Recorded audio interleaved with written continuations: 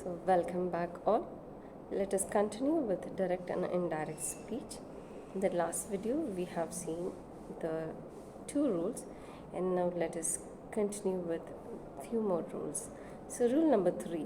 So direct speech, indirect conversion. So when the direct speech is in past tense, so that the indirect speech should always be in past perfect. Yes.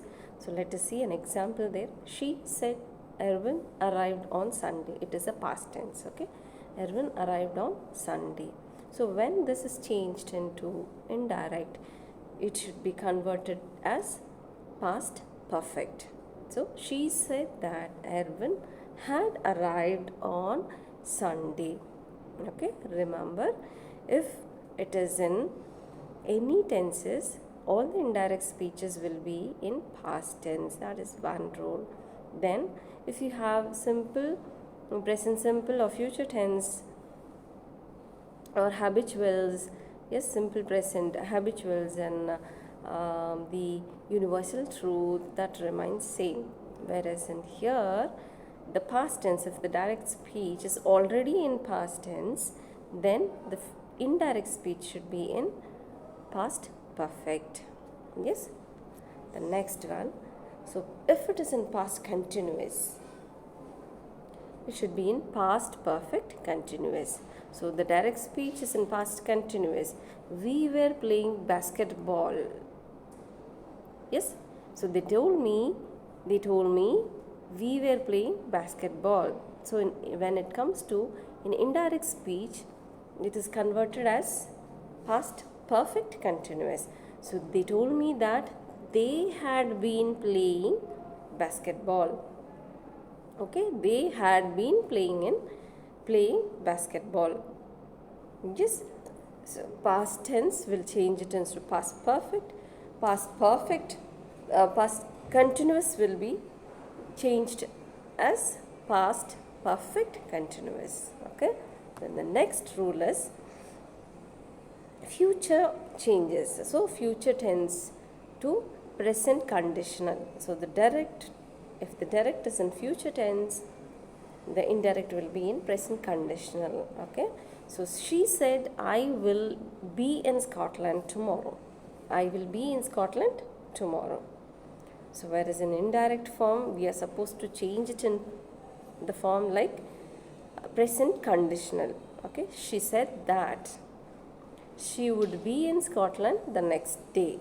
She would be in Scotland the next day. Okay. So present conditional. You change it into future, changes to present conditional. Okay. So present conditional would be is a condition there. Okay. She would be in Scotland the next day. Another change is future continuous changes to conditional continuous. Yes. So he said, I will be disposing of the old computer next Tuesday. I will be disposing the old computer next Tuesday. Okay, future continuous. Not yet. He has a old computer. He'll be like disposing it next week. The event has not happened. So future continuous. So that should be changed into conditional continuous.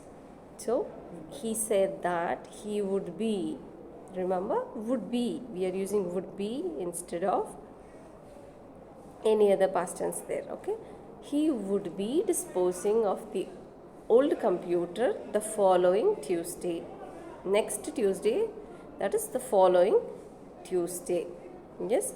So past tense will be changed into past perfect, future will change to present conditional, and future continuous will change it into conditional continuous. Okay. Remember all those things. What if the direct speech is in question form? So there are two types of question form. One is WH question form, another one is yes or no type of question form. So what if the direct speech is in question form? So the first one is WH question form. The first one is in the form of WH question form. So if you see there, no conjunction is used. So if a sentence in direct speech begins with a question word WH, that is what, where, when, as the question word, it acts as a joining clause. So if you see the example, where do you live? Asked the boy. The boy asked, where do you live? Both are same. Okay. So the boy asked, where do you live? So when you change it into indirect speech, the direct speech to indirect speech conversion, interrogative sentences, no conjunction is used. Remember, no conjunction is used. Where do you live? Asked the boy.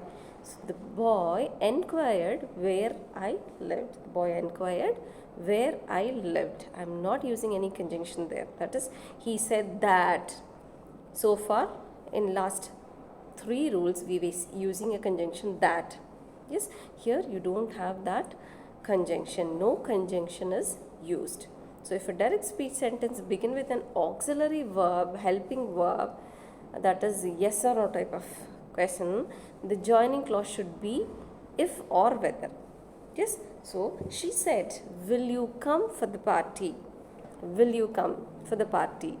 So my answer will be yes or no. So it is another type of question form. So here in this type of question form, where a question does not start with what, where, when, WH form, indirect form should be she said whether. We are supposed to use if the clause is if or whether. Yes, whereas in the WH question form, we are not using any conjunction there. Okay, so whereas in WH question form, we are not using any conjunction there, but in yes or no type of question form, we are using the joining clauses if or whether. So she said, will you come for the party? When you change it into the indirect form, she asked whether we would come for the party. Whether we would come for the party. Okay, so this is another rule. So before starting with the 4th rule, so we'll just share the continuous rules.